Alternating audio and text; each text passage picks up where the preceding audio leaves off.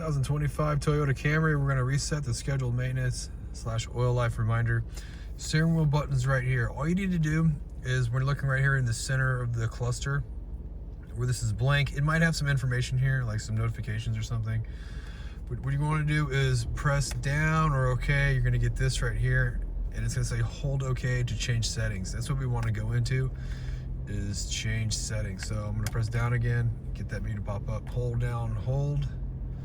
Now we're looking to go down to where it says settings. Okay, you can see how this scrolls down, scrolls up. Press OK in settings. Here's your settings. This is where we're going to find what we need to find. Vehicle settings. Press and hold down OK. Go into vehicle settings, schedule maintenance, oil maintenance. Okay, two different reminders.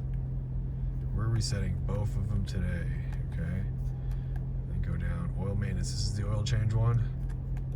Hit yes, and you're done. Well, I hope this video was helpful, and if it was, appreciate it if you could support the channel by hitting subscribe, like, and leave me a comment if you could. Hope to see you get another Toyota video. Thanks for watching.